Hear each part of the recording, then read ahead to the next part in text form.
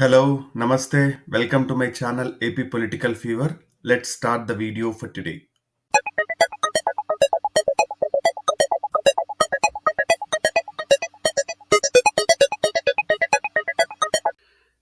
మనం ఆల్రెడీ పలు నియోజకవర్గాల ఎన్నికల సర్వే అండ్ ప్రెడిక్షన్ వీడియోస్ చేసాము.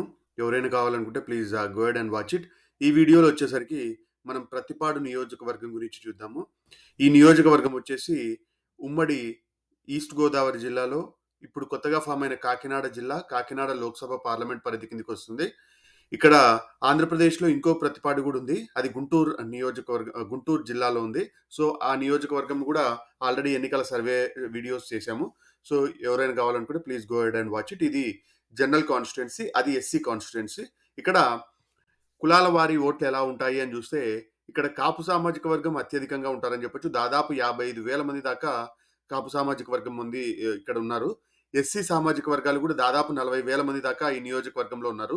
ముస్లింలు దాదాపు 8 నుంచి 10,000 దాకా ఈ నియోజకవర్గంలో ఉన్నారు. యాదవ సామాజిక వర్గం 20,000 దాకా ఉన్నారు. గౌడ సామాజిక వర్గం 28 నుంచి 30,000 దాకా ఉన్నారు. మిగతా సామాజిక వర్గాలన్నీ కలిపి బీసీ సామాజిక వర్గాలు ఎక్కువగా ఉండే నియోజకవర్గం అని చెప్పొచ్చు. దాదాపు 50 నుంచి 60% ఈ నియోజకవర్గంలో బీసీ సామాజిక వర్గాలే ఈ నియోజకవర్గంలో ఉన్నాయని చెప్పొచ్చు. దాదాపు 1,00,000 ఓట్ల దాకా బీసీ ఓట్లు ఉన్నాయి. కాపు ఓట్లు 55,000, ఎస్సీలు 40,000, ముస్లింలు మిగతా క్యాస్ట్లన్నీ దాదాపు ఒక 30-40,000 ఉన్నాయి. సో మొత్తంగా ఈ నియోజకవర్గంలో పాపులేషన్ వచ్చేసి 2,20,000. ఈ నియోజకవర్గంలో రాజకీయ పెత్తనం వచ్చేసి కాపు సామాజిక వర్గాందే అని చెప్పడంలో ఎటువంటి సందేహం లేదు. గత 3 దశాబ్దాలు 4 దశాబ్దాల నుంచి కాపు సామాజిక వర్గానికి చెందిన వాళ్ళే ఈ నియోజకవర్గానికి ఎమ్మెల్యేలుగా ప్రాతినిధ్యం వహిస్తా ఉన్నారు. ఇక్కడ గత 4 ఎన్నికల వివరాలు చూసుకుంటే 2004లో వరపుల సుబ్బారావు గారు కాంగ్రెస్ పార్టీ తరపున 18,350 ఓట్లతో 14% మార్జిన్తో గెలవడం జరిగింది. 2009లో పర్వత శ్రీ సత్యనారాయణ మూర్తి గారు టీడీపీ పార్టీ తరపున 3,286 ఓట్లతో 2.5% మార్జిన్తో గెలవడం జరిగింది.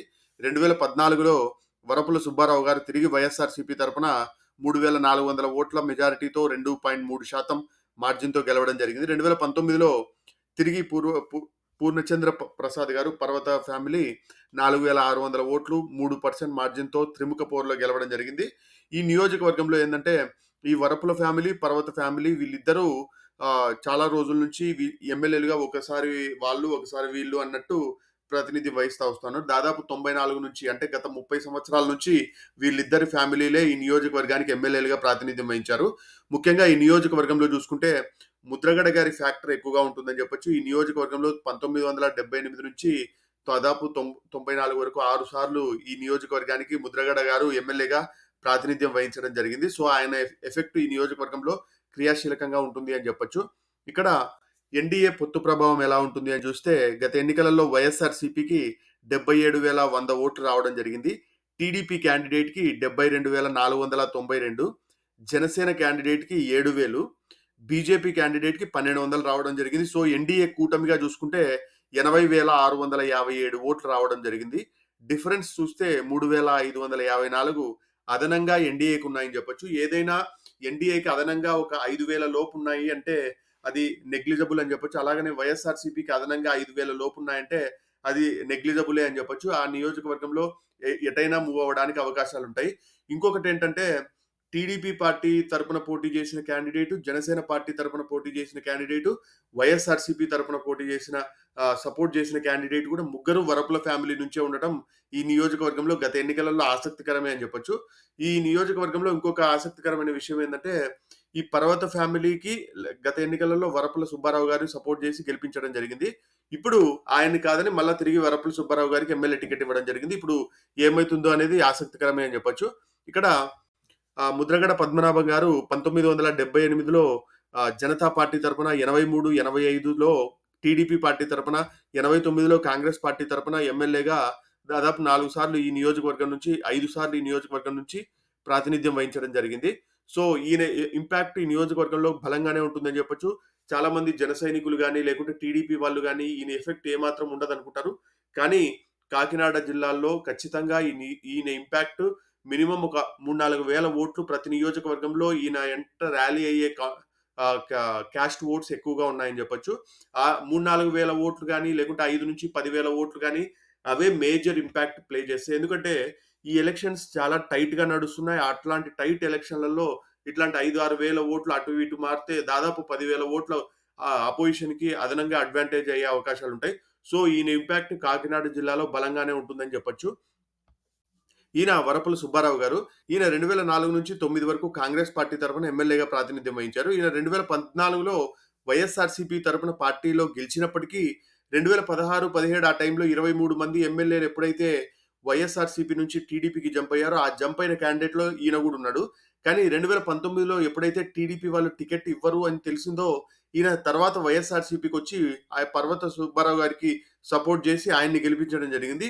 2024లో వైఎస్ఆర్‌సీపీ తరపున ఇప్పుడు పోటీ చేస్తా ఉన్నారు. ఈయనది చెప్పాలంటే ఏజ్ ఎక్కువ అని చెప్పొచ్చు. ఇప్పుడు ఇద్దరు టీడీపీ తరపున లేకుంటే వైఎస్ఆర్‌సీపీ తరపున ఒకటే ఫ్యామిలీ నుంచి ఎమ్మెల్యేగా పోటీ చేస్తా ఉన్నారు. ఈ మామ కోడళ్ళవుతారంట. సో, వీళ్ళు ఎవరు గెలిచినా గూడా ఒక రికార్డే అని చెప్పొచ్చు ఈ నియోజకవర్గంలో. నెక్స్ట్ పర్వత శ్రీ సత్యనారాయణ మూర్తి గారు. ఈయన 2009 నుంచి 14 వరకు టీడీపీ పార్టీ తరపున ఎమ్మెల్యేగా ప్రాతినిధ్యం వహించారు.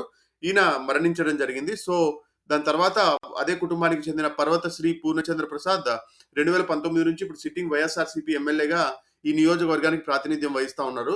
ఈ నియోజకవర్గంలో ఈయనకి కొద్దిగా నెగటివిటీ రావడము, ప్లస్ అవినీతి ఎక్కువగా, ఆరోపణలు ఎక్కువగా ఉండడం వల్ల ఈయనని క్యాండిడేచర్ తీసేసి ఈ నియోజకవర్గంలో వేరే క్యాండిడేట్ అదే వరపుల సుబ్బారావు గారికి తిరిగి టికెట్ ఇవ్వడం జరిగింది వైఎస్ఆర్‌సీపీ.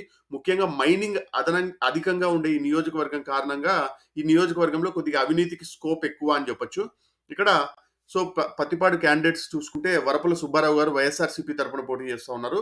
ప వరపుల సత్యప్రభ గారు టీడీపీ పార్టీ తరపున పోటీ చేస్తా ఉన్నారు.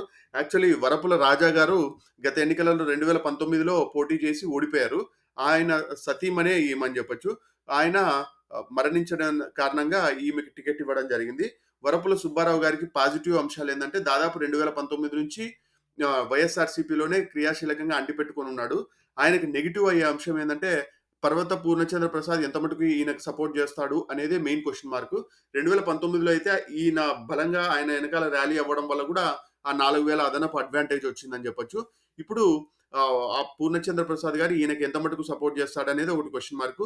ఇంకో సైడ్ వరపుల సత్యప్రభ గారికి కూడా బలమైన వర్గాలు ఉన్నాయని చెప్పొచ్చు. దాదాపు బీసీ సామాజిక వర్గం అత్యధికంగా ఉన్న నియోజకవర్గం కావడము, టీడీపీకి సంస్థాగతంగా బీసీలు ఎక్కువగా రూల్ అయ్యే అవకాశాలు ఉండడము, వాళ్ళు కూడా సీట్ ఎక్స్‌పెక్ట్ చేస్తా ఉండడం, వాళ్ళని కాదని కాపు సామాజిక వర్గానికి ఈ సీట్ ఇవ్వడం వల్ల వాళ్ళు చాలా ధర్నాలు, రాస్తారోకోలు రీసెంట్‌గా గత 2, 3 వారాల వరకు కూడా జరుగుతా ఉన్నాయి.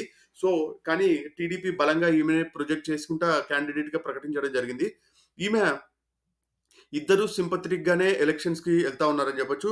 ఈయన వరపుల సుబ్బారావు గారైతే ఇది నా లాస్ట్ ఎలక్షన్స్. నేను నెక్స్ట్ ఎలక్షన్స్‌లో ఎట్లా పోటీ చేయను. నన్ను ఈసారి గెలిపించండి.